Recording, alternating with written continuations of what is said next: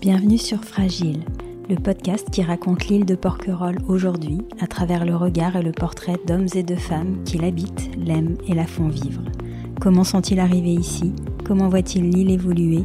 Quel est leur endroit préféré ? Les souvenirs qui les ont marqués ? Écouter les habitants raconter Porquerolles, c'est entrer dans l'intimité de l'île, lieu d'histoire, d'inspiration artistique, de diversité biologique, de contrastes et de paradoxes. Un endroit précieux et fragile. Je suis Ingrid Blanchard et je reçois aujourd'hui Michel Météreau. Bonjour Michel, merci de me recevoir dans votre galerie auprès des Palmiers. Michel, vous êtes originaire de Hyères, la presqu'île de Gien, plus précisément. Vous vous êtes installé à Porquerolles il y a un peu plus de 40 ans, à la fin des années 70. Vous êtes connu sur l'île pour vos peintures. Après 15 ans d'aquarelle, vous avez choisi la peinture à l'huile qui vous convient mieux, dites-vous, pour traduire la force et la lumière, qui sont d'ailleurs, avec la couleur et le mouvement, les premières impressions qui vous saisissent quand on regarde votre peinture. On va bien sûr parler de votre travail artistique, mais pour commencer, est-ce que vous pourriez nous dire, Michel, où vous êtes né, où vous avez grandi, et dresser rapidement les grandes lignes de votre parcours avant votre arrivée à Porquerolles et ce qui vous a amené ici ? Moi, je suis né à Hyères, au bord de la mer, à l'Almanar, et j'ai connu très rapidement les bords de mer, les plaisirs de la pêche, la passion de la pêche, la passion de la nature. J'étais plutôt réveillé avant le lever du soleil, même enfant et puis adolescent ensuite. Et j'ai toujours contemplé dès le matin le soleil se lever, et c'était comme une victoire, une joie, un épanouissement pour moi de regarder l'eau, ce qu'il y avait au fond de l'eau, l'horizon. Et voilà, c'était toute mon enfance, ma jeunesse, et c'est ça qui m'a amené aussi à commencer à dessiner, parce que j'étais amoureux de toutes les formes, de toute la beauté de la nature. J'ai commencé à reproduire des animaux, et puis tous les objets que je ne pouvais pas m'offrir, je les dessinais, comme ça c'était une façon de les acquérir en moi, avec moi. Et puis bon, ma relation aussi avec Dieu, qui était importante, me rapprocher de toute cette beauté de la création, et que j'aimais retranscrire, et petit à petit aller vers comme une sublimation, une exagération de la lumière, un départ vers plus de force, d'expression. Voilà. La peinture ou le dessin sont entrés très vite dans votre vie. Vous étiez petit garçon quand vous avez commencé à dessiner ? Oui, enfant. Vraiment. Alors, on était assez encouragés par nos parents. J'avais un frère qui avait un an de plus que moi. Et c'était une grande distraction pour tous les deux de raconter des histoires sur des feuilles de papier. Et après, de dessiner. Vous grandissez sur la presqu'île de Gien, c'est ça ? Au début à l'Almanar. Ouais. Donc, j'étais à l'Almanar. Et puis ensuite, mes parents ont acheté une maison un peu sur la presqu'île de Gien. D'accord, donc un lieu forcément très inspirant, proche des paysages de Porquerolles. Oui, vu Porquerolles en plus, exactement. Et là, bon, après quelques années où j'ai fait des stages, parce que j'ai pas fait d'études, j'ai fait des stages d'élevage de gibier, pour monter un élevage de gibier, pendant environ 5 ans. Et peu à peu, j'ai commencé à dessiner de plus en plus. Et j'ai trouvé de moins en moins utile d'élever du gibier. Et j'ai commencé à faire de jolies aquarelles. J'étais encouragé par tout un groupe hyérois, avec Benoît de Groult, enfin des gens un petit peu qui étaient des relations par mes amis d'enfance. Et ils m'ont fortement encouragé, ce que mes parents n'auraient pas su faire, parce que mon père était plutôt médecin et dans un milieu cartésien. Donc moi, j'ai été quand même aidé par tous ces gens. Bon, Florence Cyrulnik, la femme de Boris, par exemple, qui était une très bonne aquarelliste. Mm-hmm. Voilà. Tous ces gens, on célébrait comme ça des sorties ensemble dans la nature, et on s'exprimait sur le même paysage. Voilà. Donc très tôt, vous savez que vous allez être peintre. Il n'y a pas eu de destin contrarié. Enfin, je dirais que, enfin, vous précisez quand même en effet que c'est peut-être pas quelque chose que vos parents spontanément ont encouragé. C'est plutôt un milieu dans lequel vous avez évolué qui vous a encouragé là-dedans. Mais quand même, vous peignez très tôt, très vite. Et Porquerolles arrive comment dans votre histoire? J'imagine qu'habitant à Gien, vous veniez ici. Ouais, oui. Porquerolles, c'est un peu le rêve. C'est d'abord un paysage qui ne change pas, parce que moi j'ai vu petit à petit, je peignais ailleurs, moi je peignais des champs d'artichauts, maintenant c'est complètement envahi de construction, de zones. Hein. Alors je m'étais, bon j'ai peint quand même quelques années à Hyères, et je me suis fait connaître sur Hyères quand même. J'étais beaucoup dans les marais salants en fait, vers les Pesquiers, tout ça. Mm-hmm. Et puis petit à petit, je commençais à... Porquerolles, en fait, dans l'adolescence, pour mes frères et moi, et mes amis, c'était comme un rêve, quoi, voilà. Alors on partait en dériveur, on était en surnombre sur le dériveur, on partait de la Capte, et en destination, la plage du Langoustier, voilà. Et c'était comme un rêve, c'était un autre monde, Porquerolles. C'est un monde de rêve, de beauté, voilà.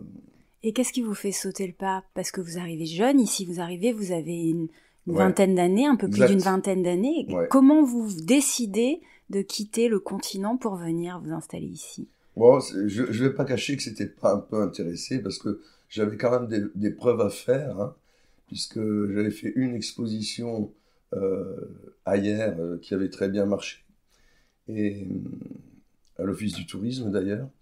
Et disons que c'est vrai que j'étais en recherche d'un paysage et en même temps que d'une clientèle, parce que bon, j'avais des preuves à faire, voilà. Et je me suis régalé à arriver ici. Je faisais un jour, je travaillais sur la place, un jour je travaillais sur le port en direct, je faisais des aquarelles et elles étaient automatiquement vendues. Et en même temps, ça me faisait un plaisir de partager ce travail que les gens venaient voir se réaliser. J'avais toujours beaucoup d'enfants autour de moi et j'aimais leur expliquer. Et voilà, je faisais de l'aquarelle, je peignais comme on respire, quoi. On va y revenir à voilà, la façon dont l'île et ce lieu a pu vous inspirer. Mais est-ce que pour arriver ici, il y a eu une opportunité ou c'était facile à l'époque de s'installer à Porquerolles? Ah, je ne me suis pas installé à Porquerolles, je venais passer la journée. Ah, très bien. Alors, ça n'a jamais été facile de s'installer à Porquerolles. D'ailleurs, bon, si j'avais eu les moyens, j'aurais préféré avoir un logement sur place plus tôt. Et puis, non, pendant quand même pas mal d'années, je venais, enfin pas mal d'années, mettons une dizaine d'années, je venais, disons, régulièrement tous les jours à Porquerolles. Petit à petit, après, j'ai commencé à habiter des cabanons, ouais. Hein, voilà. Et puis après, j'ai été logé par des habitants. J'ai connu un peu toutes les situations. Et en fait, finalement, ça fait environ 7 ans que j'ai réussi à acquérir quelques mètres carrés sur l'île pour exposer et faire ma vie, quoi. Voilà. D'accord, donc auparavant, vous faisiez l'aller-retour? Oui. D'accord, ah oui, ok. Et j'exposais, disons, voilà, j'ai exposé au Langoustier à l'époque, j'ai exposé dans différents endroits de l'île. Hein, voilà. D'accord. Et vous me racontiez, quand on s'est rencontrés, que quand vous peigniez à l'époque où vous arrivez, donc il y a une quarantaine d'années à Porquerolles, vous peigniez inlassablement l'église à vos débuts, postée devant la boulangerie, donc à l'aquarelle, j'imagine, c'était vos périodes d'aquarelle. Est-ce que vous pouvez nous raconter un petit peu comment ça se passait, enfin quelle était l'ambiance et comment les Porquerolais vous ont accueillis, parce que c'est pas forcément simple, j'imagine, d'arriver, de peindre un lieu au milieu de personnes qui y vivent au quotidien. Comment ça s'est vécu, ça? Bon, d'abord l'église, par exemple, la place de l'église, C'était pour moi, c'était presque un décor de théâtre que j'aimais réaliser et je faisais plein d'activités. Je mettais des personnages qui étaient entre eux, qui jouaient aux boules, des enfants qui couraient, qui couraient après un ballon. Voilà, c'était un petit peu, oui, la Sainte Victoire pour Cézanne, mais Porquerolles, c'était la place pour mes terreaux. C'était un petit peu ce genre de comparaison. Et ça m'a vraiment... c'était un lieu d'étude. Parce que c'est vrai que repartir souvent sur le même thème, ça peut paraître une action un peu commerciale. C'est vrai que si je voulais gagner de l'argent, j'avais pas d'autre solution que de peindre l'église ou le port. Et j'avais tous les gens passer pour aller à la plage le matin. Et dès que certains voyaient mon esquisse, ils me disaient simplement, mettez-la moi de côté, je vous la prends en retour le soir. Ouais, c'était très amusant. Après, je vous dis, effectivement, j'avais tous les enfants des Porquerolais qui me regardaient bouche bée, ils étaient passionnés. J'avais aussi le mari de Lélia Lebert qui passait du temps derrière moi sans rien dire. Enfin, c'était Donc les Porquerolais, amusant. en dehors des enfants qui peut-être, Ah, j'étais voilà, avec je dirais leur facilité, leur spontanéité venaient vers vous, mais les Porquerolais, est-ce qu'ils restaient à distance ou est-ce que vous avez noué des amitiés? Oui, bah, mais je me mettais en face de la boulangerie. J'étais très ami avec Alexandre Pès, qui me regardait de côté en me disant, toi, tu vas attraper la porquerolite. Et je suis sûr qu'un jour, tu seras là parce que, étant donné, voilà, donc ça se passait bien. Après, vous savez, comme je pouvais pas y passer la soirée et la nuit, je connaissais que les gens qu'on rencontre le jour. Mais oui, j'étais avec mon chien Titus. Et puis voilà, non, j'ai bien eu des bonnes relations. Et en plus, comme j'étais très naïf et je croyais que parce que j'avais bien senti qu'il fallait payer sa place sur l'île et que c'était pas donné. Fallait faire sa place. Oui, oui, Ouais, oui, ouais, non, ouais. non, on a payé parce que il y en a beaucoup qui m'ont fait comprendre comment toi tu travailles dans la rue, etc. Ça te coûte rien alors que nous on peut pas détourner ça, mais bon voilà. Bon alors moi je faisais les portraits des enfants de personnes de l'île, voilà. Et D'accord. je les offrais. Et vous les offriez à l'époque, Voilà, ouais. bon, je le faisais généreusement, puis j'aimais beaucoup les enfants qui étaient gentils, qui venaient, alors je leur mettais une chaise, et puis les gens, ça les intéressait de voir comment se faisait un portrait, parce que j'étais portraitiste aussi. Mhm. Voilà. D'accord. C'était une période à vos débuts où vous veniez toute l'année ou uniquement parce que je comprends bien ce que vous expliquez. Ah Vous oui. étiez là, vous étiez jeune, vous aviez besoin de vivre aussi financièrement, donc il fallait une certaine affluence. Est-ce qu'il y avait quand même des mois où vous preniez de la distance avec Porquerolles? Non, mais alors cette situation de faire les traversées, ça a duré, je pense, 4 5 ans. Et ensuite, j'ai commencé à habiter l'île D'accord. en louant un petit cabanon plein dans les bois. C'était super, moi j'étais très heureux. Voilà, mais bon, j'étais assez rapidement ici et alors à l'époque, bah, je passais quand je pouvais habiter sur place, je passais entre 5 et 6 mois. Voilà, D'accord. voilà. Et le reste du temps, bon, je commençais ma vie de couple et puis avec mes enfants ensuite. Et on était plutôt dans l'arrière-pays. Hein, voilà. Moi, j'ai toujours aimé les espaces verts, la nature, la pêche, la chasse. Je reste très attaché à toutes ces choses-là. Vous peignez l'église, vous faites des portraits des enfants de Porquerolles. Comment évolue votre peinture? Vous faites 15 ans d'aquarelle et puis vous passez, voilà, vous choisissez la peinture à l'huile. Est-ce que ça a été progressif ou Ouais, est-ce vous que savez, il y a eu un petit clash dans ma vie. J'avais une relation amoureuse avec une jeune fille charmante qui s'appelait Florence. Et puis, voilà, ben, nous avons eu un accident de moto et elle est décédée. Et nous avions une vie spirituelle ensemble. On s'était trouvés autour de ça aussi. Et on était promis à un très bel avenir. Et puis, lorsqu'elle m'a quitté, ben, moi, je me suis retourné vers Dieu. Et alors là, j'ai passé 5 années à rechercher où et comment je pourrais vivre le mieux avec Dieu. Et c'est en fait, au bout de ces 5 ans, que j'ai choisi la communauté des Béatitudes dans laquelle j'ai passé 3 ans. Voilà. C'était un petit intermède dans... Qui peut expliquer l'évolution de votre peinture? Et après, en revenant, donc j'ai rencontré Marguerite Marie.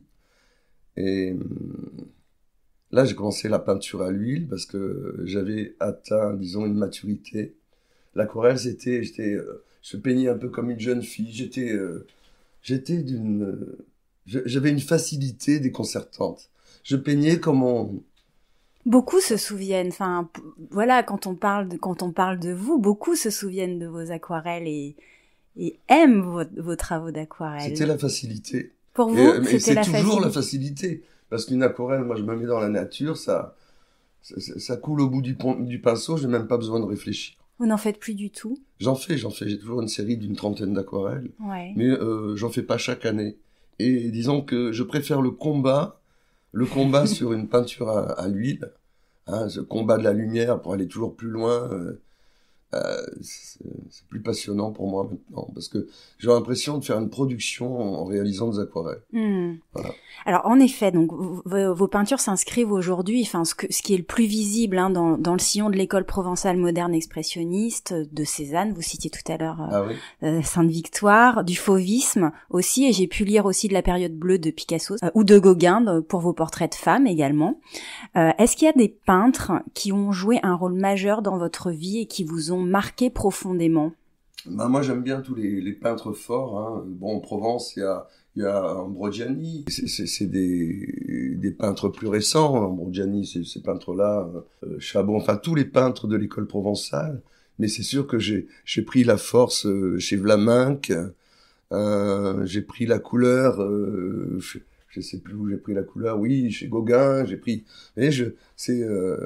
Je pense que tous les peintres ont toujours fait ça. Ils sont allés se nourrir du travail de ceux qui les avaient précédés. Donc, on remplit son panier d'informations qui font que on va être peut-être soi-même, se réaliser et avoir toutes ces béquilles de tous ceux qui nous ont précédés et amenés sur une voie. Et c'est ça. Moi, j'aime tous les peintres forts.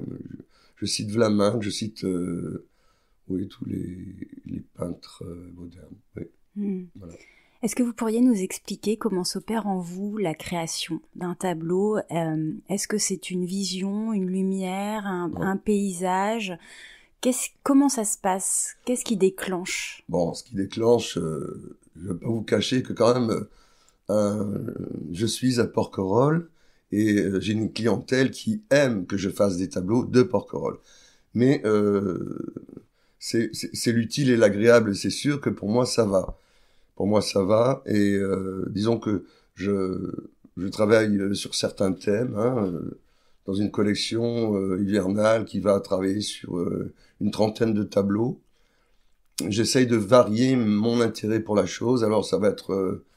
Bon, évidemment, on ne me demande que la plage Notre-Dame. Ah oui, il y a des grandes comme ça. Mais c'est la plage Notre-Dame qu'on vous demande le plus. Ah oui, la place de l'église, la plage Notre-Dame, le port, enfin voilà. Non, c'est vrai. Bon, après, j'aime bien travailler l'intérieur de l'île, hein, j'aime bien peindre les oliviers, j'aime bien... Oui, mais de toute façon... Et entre ce que les gens aiment et ce que vous aimez, qu'est-ce que vous préférez peindre, Michel? Ah non, c'est un accord. Non, moi j'aime tout peindre. De toute façon, même si on me mettait une boîte de conserve avec je sais pas quoi à côté, l'intérêt c'est de mettre de la lumière sur l'objet, le rendre personnel, se l'approprier. Et puis il y a un moment, vous voyez, quand je pars sur un fusain, je fais un fusain, bon, je peux partir aussi avec une photo, plusieurs photos, et commencer à peindre, et puis après, c'est le tableau qui décide, c'est même pas moi, c'est le tableau qui me guide vers son accomplissement, sa lumière, une sublimation, quelque chose des couleurs qui vont peut-être même être à côté surtout être à côté des couleurs réelles qui font ressortir davantage l'ensoleillement ou la chaleur ou oui, l'humidité. Vous n'avez pas une image prédéfinie, Non. c'est le travail se réalise en faisant. Enfin, Oui. J'ai l'impression que c'est la main de Dieu qui doit me guider quelque part. Ouais.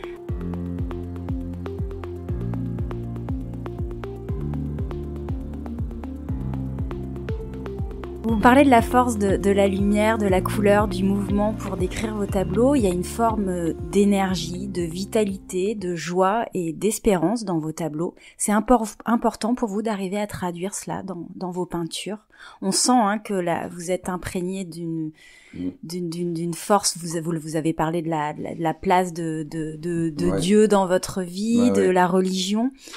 Est-ce qu'il y a quelque chose de l'ordre de la contemplation? Enfin, est-ce que vous pourriez un petit peu creuser ça? Vous savez, c'est très amusant parce que je suis passé par des périodes très noires de ma vie, là, récemment. Et je suis absolument bluffé quand les gens me disent « Mais mon Dieu, quelle joie on trouve dans vos tableaux !» Ça me donne le frisson, hein, rien que de le dire, parce que je crois que je peux pas faire autrement. Je sais pas si c'est une mission, je sais pas, mais je peux pas faire autrement que d'exploser. Je voudrais pas. Peut-être que j'ai une âme très noire, très déçue par certains profils de la vie, mais là, franchement, je ne me détourne pas de mon engagement dans la lumière. Voilà. Oui, c'est très beau ce que vous dites et c'est très touchant. Ça veut dire que même dans des périodes sombres, vous arrivez à garder cette énergie et cette vitalité. Ah, mais je peux pas faire autrement. Je n'ai même pas à combattre pour la trouver. Je suis dedans. Je vis dedans. Quel rôle joue l'île dans votre processus créatif? On en a déjà parlé, mais j'aimerais plus que là que vous me parliez un petit peu de votre lien charnel, physique avec l'île. Voilà, à quel moment vous êtes ébloui et... Non, mais je suis un homme de la nature. J'aime la Provence de Morin des Morts. Et c'est une Provence qui est éternelle. Et l'île avec ses reliefs, son petit village, ses cancans, là, tous ces gens qui parlent. Alors moi, je suis toujours étonné parce que j'ai jamais pris la mentalité village. Hein. Je suis un petit peu un être en dehors, mais j'aime bien conserver de bons liens avec les gens, mais je ne sais pas de quoi ils parlent. Lorsqu'on passe, on traverse le village, on voit un groupe attroupé qui parle, on repasse 2 heures après, ils ont exactement la même position. Et disons, voilà, ça doit y aller, un cloche-merle, ça discute, c'est bien. Non, Vous gardez vos distances? Non, mais je salue, je parle 2 minutes, tout ça, mais je suis considéré quand même, vous savez, les artistes, ils vivent, pour les gens, on fait pas partie de la même planète, hein. On est, je sais pas si on s'exclut ou, mais je crois qu'on est considéré comme, à tort certainement, mais bon, c'est sûr qu'on a une autre sensibilité, etc. Ici, c'est surtout une île de commerçants, oui. Bon, c'est une autre façon de voir les choses, c'est vrai. C'est vrai. Et partager ça, voilà. Moi, je parle pas ni de football, ni de course hippique, ni de voiture, les centres d'intérêt. Bon, voilà. Bon, j'ai pas le temps d'aller jouer aux boules. J'ai des bonnes relations avec les gens du village. C'est sympathique. On se dit bonjour, ça va Michel. On se retrouve certains à l'église. Bon, voilà, c'est quand même quelque chose. Je fais partie de la vie de Porquerolles, quand Absolument. même. Voilà. Oui, vous êtes ici un personnage. Enfin... Ouais. Non, mais Porquerolles, dans l'ensemble, j'y suis franchement très attaché. Parce que c'est une rencontre, Porquerolles, Et même si vous dites, parce qu'on comprend bien, oui, vous appréciez la vie de village, mais vous y mêlez peut-être pas autant que certains peuvent le faire, mais vous aimez quand même ça. Est-ce que la vie de village, la vie insulaire, c'est quand même particulier? C'est particulier. Les gens se connaissent oui, et oui, peut-être oui. qu'ils se connaissent pas si bien. Ah oui, il y en a souvent qui vous disent oh, t'inquiète pas, de toute façon, il y a une moitié de l'île contre l'autre moitié de l'île. C'est ça. Mais en fait, le jour où il y a un enterrement, eh ben, ils se retrouvent tous. Et ça, c'est très touchant. Ça C'est-à-dire m'a... que, oui. bon, voilà, hein, en fait, eh oui, Ouais.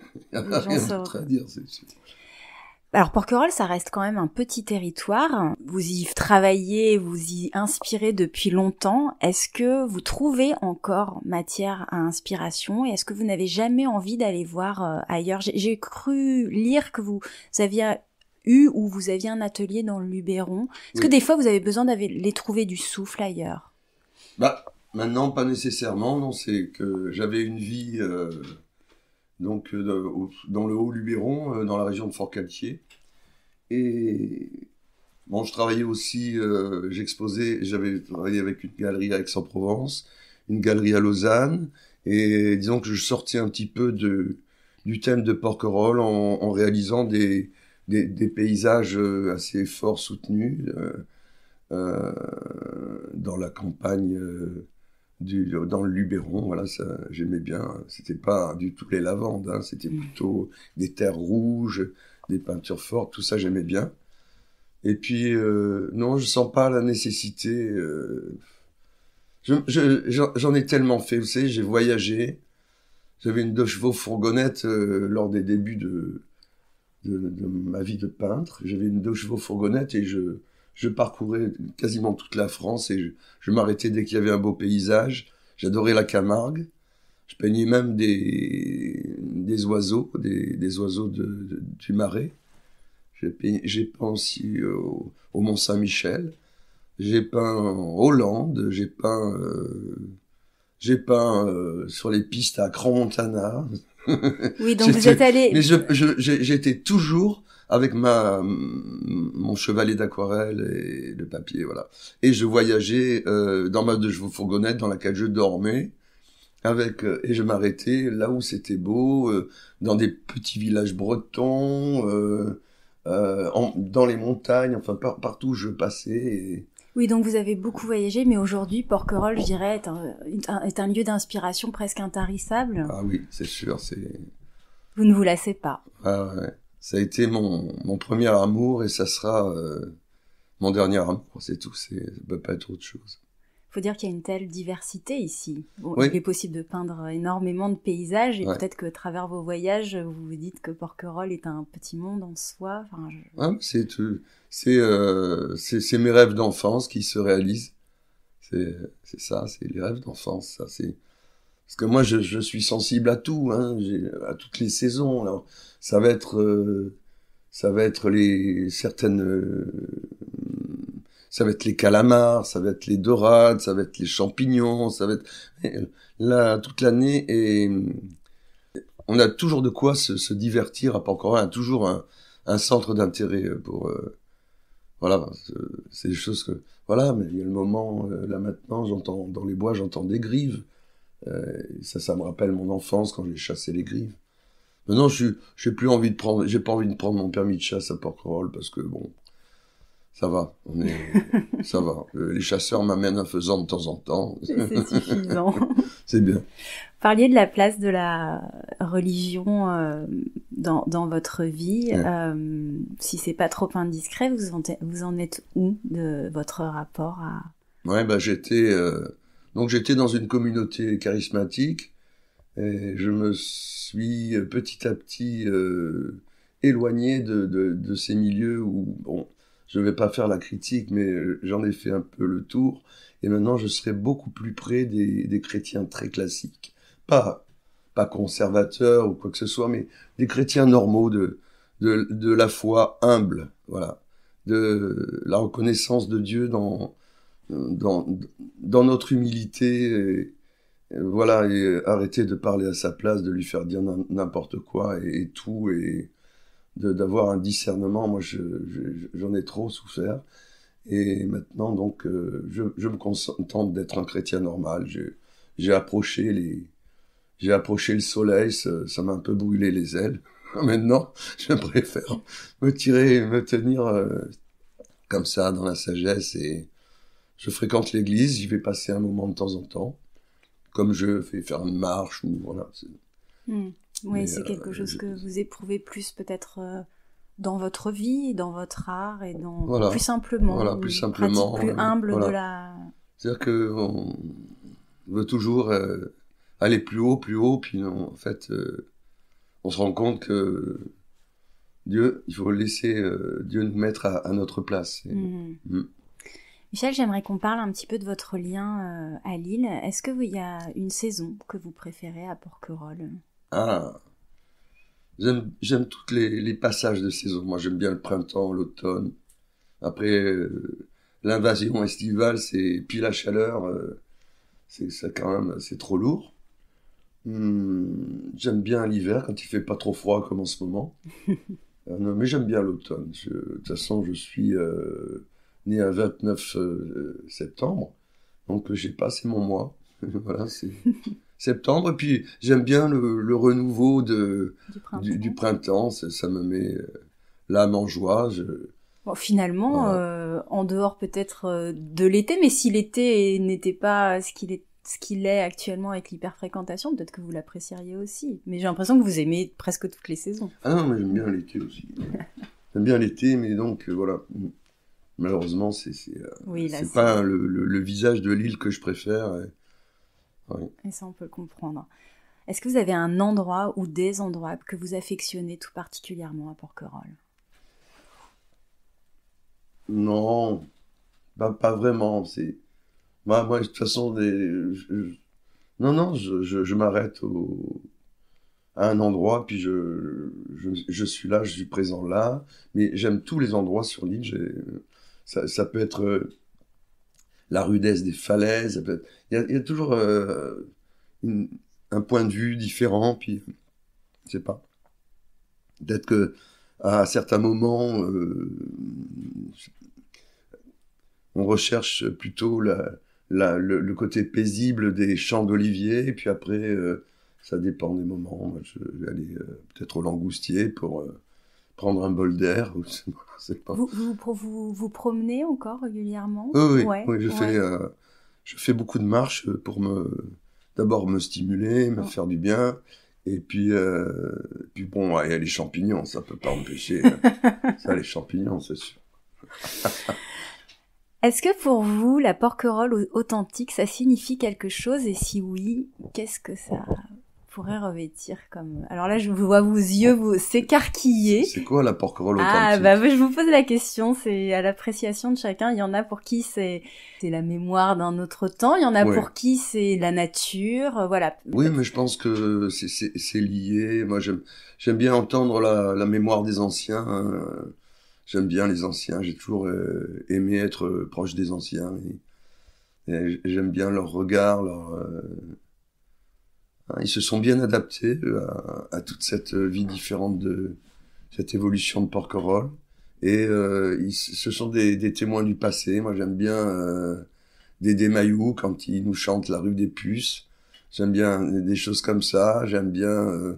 Après, petit à petit, malheureusement, ils s'en vont. Mais ils laissent vraiment une place. Moi, je les ai photographiés, je les ai peints sur le banc, là, près du ponton des pêcheurs. Je les garde tous dans mon cœur, dans ma mémoire, tous, mais voilà. Et je peux pas les oublier, ils reviennent fréquemment. Il y en a qui vous ont particulièrement marqué, avec qui vous avez eu des échanges qui vous ont... Ouais, non, c'est vrai, mais bon... Oui, j'aimais bien, là, j'ai fait une peinture de lui, là, comment il s'appelait, Mayou. Ouais. Marius Goglia. Alors lui, c'était le Rému de Lille. Il était, mais vraiment, il était à peindre. Il avait un petit regard, un narquois, comme ça. Et regardez les gens, on savait pas il a un petit sourire, mais si on essayait de détailler, on savait pas si c'était du lard ou du cochon. C'était très amusant. Non, mais j'ai bien parlé, je veux dire, avec Alexandre Pesse, avec avec Robert le pêcheur, avec tous. Là maintenant, il y a encore son frère Paul. Il y a quand même beaucoup de gens il y a eu Campois, il y a eu tous. Hein, il reste dans ma mémoire. Il y avait comment il s'appelle Roger aussi. Oh, tous. Ouais, on sent que c'est très présent. Ah, ouais. Est-ce que vous pourriez nous raconter une anecdote ou un souvenir marquant de votre vie à Porquerolles? Ah, qu'est-ce que je pourrais raconter? Ouais, c'est un peu, c'est un peu tiré par les cheveux, mais bon. Donc j'avais beaucoup d'enfants qui venaient me voir quand je peignais sur la place. Et je vendais mes aquarelles, attendez, quand même, je les vendais 1000 francs. Hein. C'était pas mal à l'époque. Hein. Et j'avais un monsieur, très bien, qui venait me voir, il me disait, moi, cette aquarelle me plaît, parce que j'avais mon carton qui était dans un présentoir pendant que je faisais mon aquarelle. Alors, il tournait les pages, moi, cette aquarelle, elle m'intéresse, mais je vous donne 900 francs. Je lui dis, écoutez, déjà 1000 francs pour une aquarelle comme ça, c'est vraiment pas cher. Et quelques jours plus tard, et un enfant, d'ailleurs, je dois le connaître maintenant, il doit avoir 30 ans, un enfant commence à tourner les pages de l'aquarelle, je lui parle, il venait souvent me voir, il aimait mon travail, il aimait... Un enfant de... De Lille ? Non, un enfant de tourisme et de gens de résidents, quoi. Mm-hmm. Commence à tourner les pages, et puis il aimait beaucoup, vraiment, il était très mignon, très gentil, et il me dit, tu sais Michel, je voudrais faire un cadeau à ma maman. Faire un cadeau à ma maman, et... il s'arrête sur cette aquarelle. Et moi, dans mon dos, je sens qu'il y a une personne, une personne qui est là en même temps et qui regarde ça de loin. Et le gamin s'arrête sur la fameuse aquarelle. Il me dit, c'est celle-là qui me plaît. Alors, combien elle coûte, il me dit. Je dis, elle coûte 10 francs. Il me sort 10 francs de sa poche. Et en même temps, je vois le type qui était là derrière, qui tourne le dos, qui fait volte-face. Volte-face. Ah, non, après des c'est une jolie histoire. Il devait être heureux comme un roi, cet enfant. C'est ça qui est bien. Non, mais des anecdotes, je sais pas. Alors, il faudrait que je me replonge dedans, là, c'est un peu court, ou que j'écrive un livre parce que j'ai des choses à dire. Mais je m'abstiens parce que j'aurais tendance à... Vous savez, il y a des déceptions aussi, alors je veux pas trop parler des déceptions. Parce que malheureusement, c'est très lié, là, sur une île comme ça. Vos enfants ont grandi sur l'île ou pas? Non, pas du tout. Ils passaient du temps en été. Et puis là, maintenant, ils viennent dès qu'il y a des vacances. Hein. Aujourd'hui, je les attends. Je vais aller les chercher à Aix-en-Provence. Ils ont cet amour de Porquerolles également. Aïe. Oui. Surtout les grands ados, là... ils n'ont pas tardé à faire connaissance avec pas mal de jeunesse. Ah. Ça, l'été dernier, ça a été sympathique. C'est quelque chose d'important pour vous de transmettre, d'avoir pu proposer Porquerolles dans la vie de vos enfants. Vous pensez que c'est quelque chose de beau? Enfin, ma question est appelle déjà une réponse. Mais... ils adorent Porquerolles, ça c'est sûr. Ils y sont attachés. Ils y sont attachés, et puis dès qu'ils peuvent venir, ils viennent. Hein. Et après, ils font des études à Paris, à Lyon. Les plus jeunes, ils n'ont pas les moyens encore de véhicules, voilà, tout ça. Donc après, dès que je peux, je les accueille, voilà.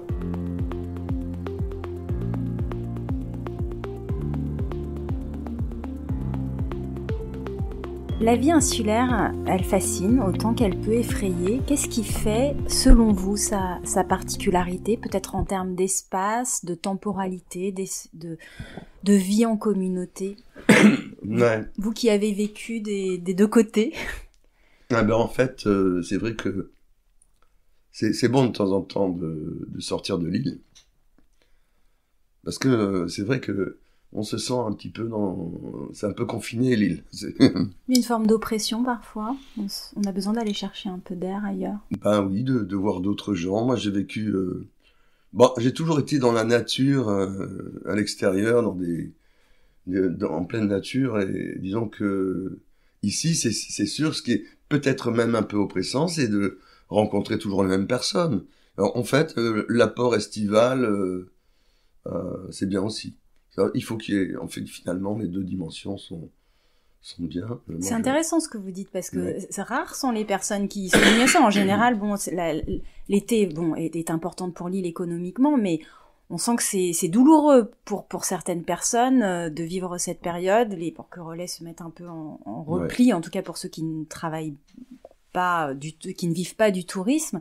Je trouve que votre regard est de dire que finalement, il y a du bon. Il y a peut-être du bon dans un apport. Voilà, pas dans la nouveauté, parce que bon, il y a une forme de récurrence, mais je dirais que ça vient rythmer différemment l'île et apporter quelque chose d'un peu... C'est les deux extrêmes, en fait. Et finalement, c'est comme moi, par exemple, j'adorais passer 6 mois ici, mais j'étais très heureux de quitter l'île. Maintenant, je me suis habitué à rester sur l'île, mais c'est bien qu'il y ait des changements, quoi. Voilà, c'est sûr. Et puis, c'est le caillou, on dit le caillou. Et puis, vous savez, avec le confinement, c'est quand même... c'est vrai que le bar, c'est un lieu social très important à Porquerolles. Il n'y a plus ça. Alors, on se retrouve un petit peu dehors autour de la barrique. On amène une bouteille, on partage un peu, quoi. Mais c'est vrai que c'est un peu limité, là. Mais ça fait le lien avec la question qui suit. En fait, l'île, l'hiver, parce qu'on parlait de l'été, mais l'île, l'hiver, elle revêt un tout autre visage. Ouais. On dit souvent qu'il faut avoir passé 1 ou 2 hivers sur l'île pour vraiment connaître la vie à Porquerolles. Ouais. Il y a un habitant de Porquerolles qui disait qu'il faut avoir un trésor en soi pour passer l'hiver ici. Est-ce que vous êtes d'accord avec ça? Et bon, je vais pas vous demander quel est votre trésor. Je crois qu'on en est entouré ici. Mais voilà, est-ce que ça vous parle, cette phrase-là? Ah oui, bien sûr, il faut être solide quand même. C'est une traversée, l'hiver. Il faut être un peu ermite en même temps. Bon, moi, je me retrouve seul ici. Plus en période de confinement, il faut vraiment il faut avoir vécu peut-être avant. Ceux qui sont nés sur l'île ont beaucoup moins de problèmes parce que ils ont eu c'est vrai, ils sont intégrés naturellement, hein. Moi, je pense que le trésor, il faut chacun trouve son trésor. Voilà. Le vôtre, c'est votre peinture. Oui, c'est tout la peinture pour moi. C'est une passion. C'est une façon de rentrer dans quelque chose pour pas pour pas tourner en rond. C'est tout. C'est une forme de connexion aussi avec quelque chose de plus haut, j'ai l'impression, en tout cas ça. Vous le dites dans vos œuvres. Alors à l'inverse, l'été, on en a un petit peu parlé, mais l'été, le parc enregistre des pics de fréquentation de 8 à 10 000 personnes par jour qui débarquent par les navettes. Cette hyperfréquentation, elle pose un certain nombre de problèmes qui vont de l'atteinte à l'environnement, à la gestion de l'eau et des déchets, la saturation des services. Est-ce que vous avez été témoin de l'essor de la fréquentation ces 40 dernières années? Et quel regard vous portez sur ça? Est-ce que vous pensez qu'il faut faire quelque chose? Voilà, quel est votre regard là-dessus? D'abord sur l'évolution, est-ce que vous avez vu évoluer? Oui, bien sûr. Moi, j'ai connu le Porquerolles des années 70. Ça n'a rien à voir, quoi. C'était les grandes dames avec des grandes robes. Enfin, vraiment, c'était quelque chose de... c'était une autre époque. Et puis, on s'imagine, oui, c'est totalement autre chose. Il y avait un mystère quelque chose de mystérieux, de caché, comme un privilège d'être là. Voilà. Maintenant, c'est devenu vraiment petit à petit. Bon, on a été content de voir de plus en plus de gens venir, mais après, quand ça a été les déferlements, c'est ça, quoi. Moi, de toute façon, malheureusement, petit à petit. Ma peinture est davantage cotée, alors disons que j'ai beaucoup moins de clientèle. Je gagnerais beaucoup mieux ma vie à l'île de Ré, par exemple. Mais bon, j'ai choisi Porquerolles, et c'est pas en été que je gagne ma vie, bien au contraire. Parce que ma clientèle n'aime pas cette île envahie, cette île complètement même sale. Voilà. Vous voulez dire que vous vendez davantage vos œuvres à des hors saison. Hors saison. Hors saison. Ouais, au printemps, encore un peu en juillet, mais après, voilà, il faut laisser passer 1 mois et demi. Donc vous avez une clientèle d'habitués et qui vous connaissent bien, parce oui, parce que finalement vous êtes plus visible, ouais. en tout cas sur l'île pendant l'été, Ouais. ne serait-ce que parce qu'on vous exposez parfois à la mairie, puis on voit vos Ouais. œuvres à l'Escale par exemple. Ah, j'ai des petits points d'indication comme ça pour amener les gens jusqu'à la galerie, c'est bien. Comme ça, Mais c'est intéressant de voir que finalement c'est pas forcément l'été qui vous apporte le plus de monde. Non, mais écoutez, c'est comme ça. Oui, c'est comme il en ça. faut pour tout le monde. Les vélos font fortune et d'autres commerces. Hein. Ah voilà, chacun son tour. Moi, voilà, il m'arrive de vendre des tableaux en plein hiver. Hier, j'ai vendu un tableau, j'étais content. Après, mes enfants m'ont mis sur Internet. Dans la même journée, j'en ai vendu 2. J'étais content. Voilà. Des gens qui vous découvrent ou des gens qui vous connaissent? Oh, c'est les deux. C'est des gens qui me connaissent, mais il y en a, ça fait 20 ans ou 30 ans qu'ils me connaissent, et il y en a, ça fait 2 ans. Mm-hmm. Voilà, et puis après, c'est leurs enfants, leurs petits-enfants qui m'achètent des tableaux. Mais c'est ça se transmet. comme ça. Oui, j'ai des familles qui en ont, mais alors, je sais pas ce qu'ils en font. C'est très bien. Est-ce qu'il y a quelque chose que vous regrettez dans la Porquerolles de votre jeunesse, des années 60, 70, 80? Ah bah oui, évidemment. Ça, c'est... Hein, ouais, c'était... Moi, petit à petit, j'ai vu arriver les bateaux en plastique. Et c'est... Ah bon, alors... Ah, puis j'oublierai jamais le coin du port où il y avait les grosses tartanes, là, les bateaux de pêche orange, là, tout ça, le port, le près des palmiers, là où on pouvait, c'était une plage, les gens plus tranquilles. Il y avait une vie de village plus animée. Il y avait peut-être quelque chose, oui. Oui, mais moi, j'ai pas comme Dédé connu la rue des Puces avec les différents corps de métier qui étaient là, dans toutes ces maisons, qui sortaient leurs trucs, leurs instruments, qui tapaient, qui limaient, meulaient. Non, mais sans remonter aussi loin dans l'histoire de l'île, il y en a qui évoquent quand même fin des années 70, années 80, encore quelque chose de l'ordre d'une vie de village peut-être plus présente. Ouais. Après, je sais pas dans quelle mesure c'est pas aussi une forme de nostalgie à un passé de chacun, mais... Non, mais... ouais, il y avait quelque chose comme ça, mais après, bon, moi, vous savez, vous savez, je suis même pas encore toléré sur l'île, hein. C'est terrible, ça, je suis pas porquerolais. Hein, c'est clanique ici, il y a le clan machin, il y a le clan truc. Alors moi, finalement, je finis par naviguer d'une relation à l'autre. Et c'est souvent des gens qui découvrent l'île ou qui vivent sur un bateau, qui sont beaucoup plus accueillants que des personnes installées ici qui se sont mis dans des fortunes carrées. Et voilà, c'est ça. Ils sont absolument intouchables. Et c'est un peu dommage parce que ça devrait être eux qui auraient dû être justement les rassembleurs, les généreux. Moi, j'ai vécu dans la nature avec des maisons qui faisaient 400 mètres carrés, avec des terres qui faisaient 10 hectares. J'ai eu ça aussi, mais moi, tous les gens du pays, du comte de Castellane aux petits villageois, quand je faisais une fête, il y avait 40 personnes. Et il y avait une générosité. Alors, il y a des choses quand même organisées par le CIL. Et ça, c'est sympathique. Des soupes, des trucs, où chacun participe. C'est bien. Bon, cette histoire de Covid, ça nous a un peu éloignés de ça. J'aimais bien, quand j'ai une bonne voix, parce que là, j'en ai pas trop, aller chanter avec la chorale. Et là, je me rends compte que tous ces gens qu'on voit peu, qui sortent pas, c'est des gens simples qui vivent aux HLM. Et je sens de l'amour. Je sens qu'il y a de l'amour.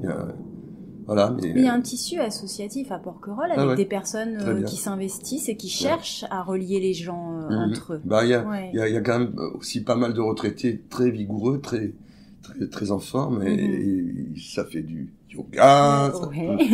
Non, mais je pense que c'est important dans un lieu comme Porquerolles qu'il y ait des personnes qui portent cette volonté, cet engagement. Est-ce que, en revanche, il y a des choses qui vous semblent quand même avoir évolué positivement? Ah ouais. Moi. Ah, mais c'est déjà une bonne chose. Mon regard, peut-être, c'est vrai, c'est positivement. Mais tout, c'est vrai que on a le confort de la modernité. Avant, il fallait une demi-heure pour traverser avec le bateau. Maintenant, il n'y en a même pas pour 10 minutes. Ouais, voilà, c'est. Remarquez, c'était folklorique. De temps en temps, quand il y avait des vagues, il fallait soulever les pieds dans le bateau parce que la mer traversait. Passer d'un côté à l'autre. Bon, il y avait des trucs comme ça. Bon, après, de positif, non. Moi, je peux pas vous dire positif. Si, bon, toutes ces relations, là, cette vie, ces gens nouveaux qui viennent habiter l'île, qui sont souvent des couples, qui s'adaptent, avec plus ou moins de moyens, et ils se retrouvent souvent sur la place autour des enfants. Bon, c'est bien, ça fait des liens. Voilà. Parmi les grandes évolutions, on peut souligner l'ouverture de la fondation Carmignac, il y a 3 ans maintenant. Quel regard vous portez aujourd'hui sur ce lieu artistique qui est devenu un lieu important c'est très bien, moi je suis tout à fait pour. Après, bon, il y a des expositions, malheureusement, cette année, j'y suis allé avec les enfants, je n'aurais pas dû, parce que c'était pas vraiment... moi j'ai encore une fille de 6 ans et un garçon de 10 ans. Et on a coupé court parce que c'était vraiment pas pour eux. L'année dernière, c'était marrant. C'était marrant, l'histoire une machine à laver et un chiotte dessus. Ah ça vous choquait moins pour vos enfants? Parce qu'il y avait, à l'étage, c'était quand même un peu transgressif. Ah oui, mais vous savez, ce qui est très amusant, c'est qu'au coin de la rue, ici, il y a un dépôt avec alors les gens mettent des choses qui leur servent à rien. Et je tombe quelques jours plus tard, il y avait un WC, là, un trône, là, et juste à côté, une machine à laver. Mais bien sûr, j'ai fait comme chez Carmignac. Ah oui! J'ai mis le chiotte sur la machine à laver. Et j'ai écrit au feutre, échappé de chez Carmignac. C'est très bon. Alors, oui, je crois que c'est une œuvre de Sarah Lucas qui était exposée en haut, en exactement. effet. Alors tout le monde a dit ça, c'est sûrement Météro. Effectivement, c'était Météro. Pas mal. Après, j'ai fait autre chose, j'ai fait la fondation Métérac. Faudrait détourner peut-être les gens. Non, mais j'ai fait un tableau d'une femme un petit peu concassée, comme si c'était un Basquiat. Et j'avais marqué Fondation Métérac, je l'ai vendu dans la semaine. C'est pas vrai. Ah oui. C'était très amusant. Dans un style nouveau pour vous. Mais complètement, je me suis amusé à mettre des râteaux à la place des mains. Oui, donc c'est absolument pas votre style de départ. Avec humour, mais j'aime beaucoup Charles Carmignac, comprend très bien. D'ailleurs, il m'a acheté un tableau, c'est-à-dire qu'il m'apprécie. Voilà. Donc c'est un lieu qui vous semble important. Moi je trouve que c'est très chouette, ça amène. Moi je vois, parce que les gens, on sait qui aiment l'art, qui sont sensibles à l'art. Il y a ceux qui sont bornés, il leur faut que de l'hyper moderne, des trucs comme ça dans cet esprit-là. Mais en général, les gens qui se déplacent pour voir de l'art sont aussi sensibles à de l'art beaucoup plus classique, comme ce que je réalise ou ce que fait l'un ou l'autre sur l'île. Et les gens qui sont à Porquerolles, ils sont venus pour voir Carmignac, mais ils font un tour, ils voient galerie, ils viennent. Voilà, et souvent ils me disent, ah oui, pourquoi vous n'avez pas des tableaux chez Carmignac? Je dis, mais qu'est-ce qu'ils foutraient mes tableaux chez Carmignac? Il n'y a aucune existence pour mes tableaux à la fondation. Je comprends très bien, je leur explique que ça n'a rien à voir. Et que, voilà. Il me reste 2 questions, Michel. Quelle est votre définition du Porquerolais? La vôtre. Le Porquerolais. Je sais pas. Le Porquerolais, non, il y a le Porquerolais d'avant et le Porquerolles d'aujourd'hui, le Porquerolles de demain. C'est très difficile comme question. Le Porquerolles, c'est vraiment certainement celui qui est né sur place, hein, qui a connu toute l'histoire, c'est sûr.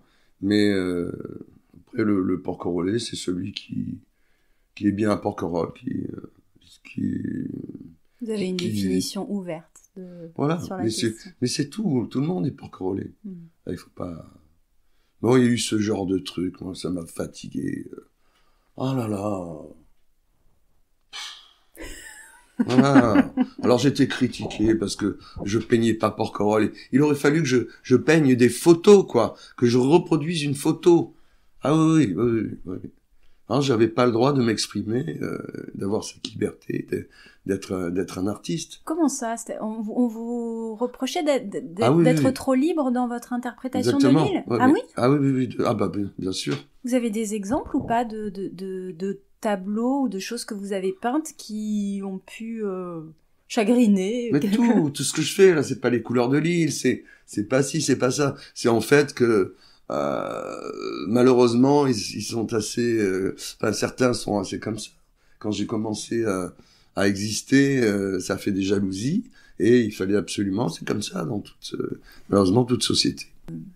Est-ce que ça pourrait procéder du fait que ici on est sur un territoire, il n'y a pas de jugement hein, dans ma question, mais où les gens ressentent une certaine forme de propriété sur cet endroit, et de fait, quand des gens s'en emparent avec des gros guillemets, pour les peindre, pour les décrire, ils se sentent un peu dépossédés. Oui, mais surtout dans le domaine de l'art, parce que j'ai pris, si vous voulez, une place importante.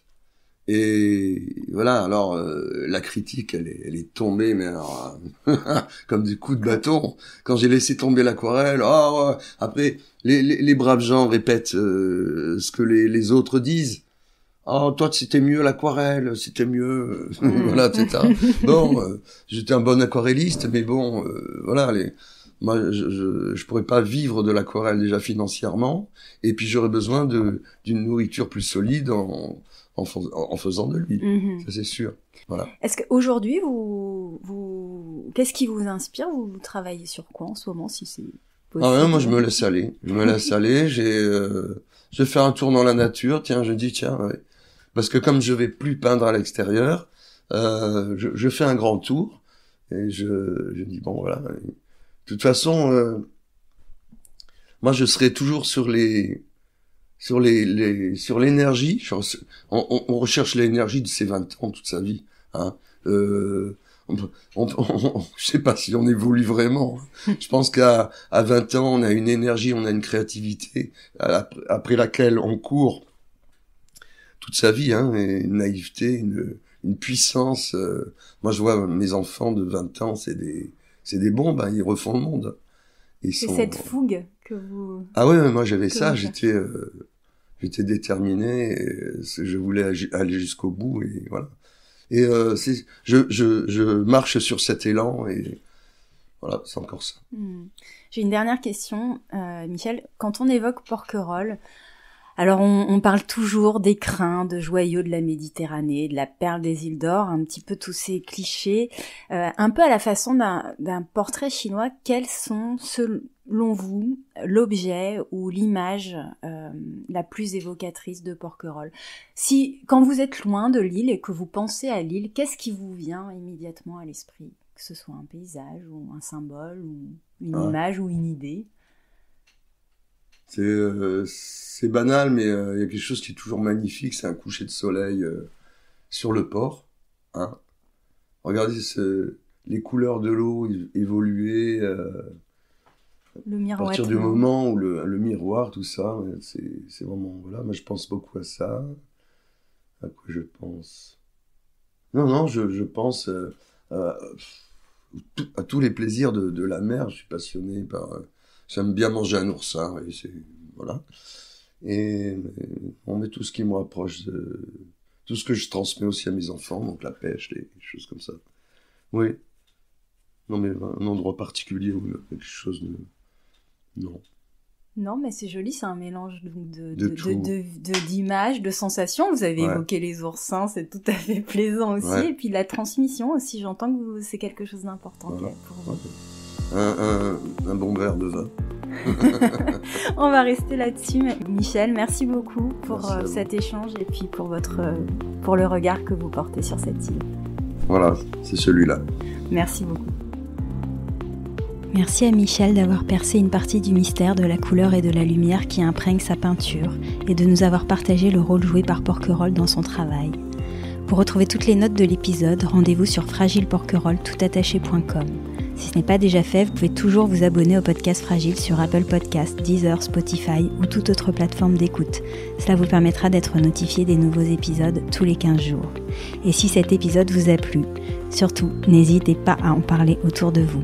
Pour les détenteurs d'iPhone, si vous voulez apporter un vrai coup de pouce au podcast, laissez un avis 5 étoiles sur Apple Podcast avec un petit commentaire. C'est la meilleure manière de le soutenir et ça me fait toujours infiniment plaisir de vous lire. On se retrouve très vite. À bientôt.